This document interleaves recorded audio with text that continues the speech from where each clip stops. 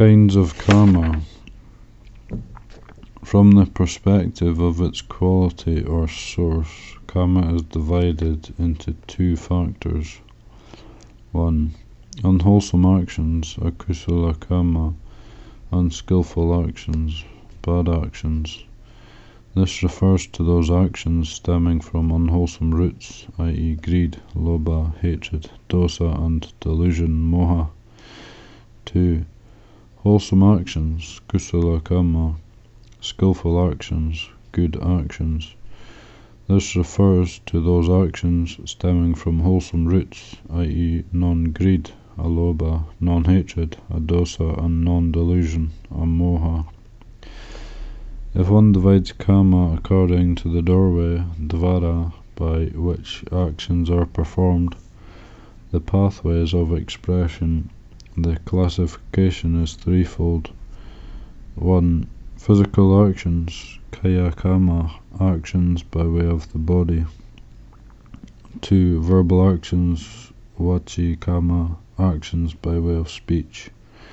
3. Mental actions, mano kamma, actions by way of the mind. Combining the two aforementioned classifications results in 6 kinds of karma: unwholesome physical, verbal, and mental actions, and wholesome physical, verbal, and mental actions. Another classification divides karma into 4 factors according to the relationship actions have with their results, vipaka. 1. Dark actions with dark results. This refers to physical, verbal, and mental volitional formations, kaya sankara, vaci sankara, and mano sankara, that are harmful and oppressive. Basic examples include injuring other creatures, panati pata, stealing, adinadana, sexual misconduct, kamesu michara, lying, musawada, and heedlessly indulging in alcoholic beverages. 2. Bright actions with bright results. This refers to physical, verbal, and mental volitional formations that are neither harmful nor oppressive. An example is upholding the 10 wholesome courses of action, kusala kamma pata. 3. Bright and dark actions with bright and dark results. This refers to physical, verbal, and mental volitional formations that are partly harmful and partly non-harmful. Most human behavior falls under this category. 4. Neither bright nor dark actions with neither bright nor dark results. This refers to those actions performed in order to bring an end to kamma, i.e. intention aimed at abandoning the 3 aforementioned kinds of karma. In terms of spiritual qualities, this refers to the 7 factors of enlightenment, bojjhanga, or to the Noble Eightfold Path. The commentaries contain another classification of karma into 12 factors, i.e. into 3 groups of 4 factors. This classification was favoured by later generations of Buddhist scholars, as seen by the description in the Visuddhimagga. To prevent confusion, however, it will not be presented here. Of the 3 kinds of karma mentioned above, i.e. physical, verbal, and mental karma is of the greatest importance and has the most widespread and major consequences as confirmed by the Buddha. Of these 3 kinds of action, tapassi, thus analyzed and distinguished, I describe mental action as the most harmful in the performance of evil action. In the perpetration of evil action, and not bodily action or verbal action. Mental karma is the most important because it is the point of origin. People think before they speak or act. They think before they express themselves by way of speech or physical actions. Verbal karma and physical karma are thus extensions of mental karma. Moreover, mental karma encompasses beliefs, opinions, doctrines, ways of thinking, and values, which are collectively referred to as view, ditthi. View, ditthi, determines people's general conduct and lifestyle, as well as the direction of society. People's thoughts, speech, teachings, instructions, actions, etc. all spring from their beliefs, viewpoints, and values.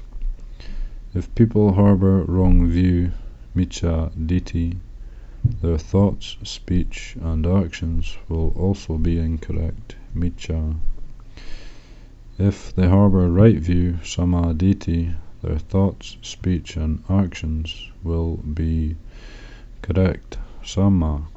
For example, if a society believes that material affluence is of utmost value and truly desirable, people will pursue material wealth, and they will use wealth as the yardstick for measuring progress, prestige, and dignity. People's lifestyles and the direction of society will follow a particular mode or format. Another society which considers spiritual peace and happiness to be the highest goal will follow another mode of behavior. There are many teachings by the Buddha expressing the significance of wrong view and right view. For example, monks, I do not see even a single thing on account of which unarisen unwholesome states arise, and arisen unwholesome states increase and expand so much as wrong view. Monks, I do not see even a single thing on account of which unarisen wholesome states arise, and arisen wholesome states increase and expand so much as a right view. Monks, for a person of wrong view, whatever bodily karma, verbal karma, and mental karma he maintains and undertakes in accord with that view, and whatever his intention, yearning, inclination, and volitional activities, they all lead to what is unwished for, undesired, and disagreeable, to harm and suffering. For what reason? Because the view is bad. Suppose a seed of neem, snake gourd, or bitter gourd were planted in moist soil. Whatever nutrients it takes up from the soil and from the water would all lead to its bitter, pungent, and distasteful flavor. For what reason? Because the seed is bad. Monks, for a person of right view, whatever bodily karma, verbal karma, and mental karma he maintains and undertakes in accord with that view, and whatever his intention, yearning, inclination, and volitional activities, they all lead to what is wished for, desired, and agreeable to well-being and happiness. For what reason? Because the view is good. Suppose a seed of sugarcane, hulled wheat, or gold apple were planted in moist soil. Whatever nutrients it takes up from the soil and from the water would all lead to its sweet, agreeable, and delectable flavor. For what reason? Because the seed is good. Monks, there is one person who arises in the world for the harm of many people, for the unhappiness of many people, for the ruin, harm and suffering of many people, of devas and human beings. Who is that one person? It is one who holds wrong view and has a perverted perspective. He draws many people away from the true Dhamma and establishes them in an untrue Dhamma. Monks, there is one person who arises in the world for the welfare of many people, for the happiness of many people, for the good welfare and happiness of many people, of devas and human beings. Who is that one person?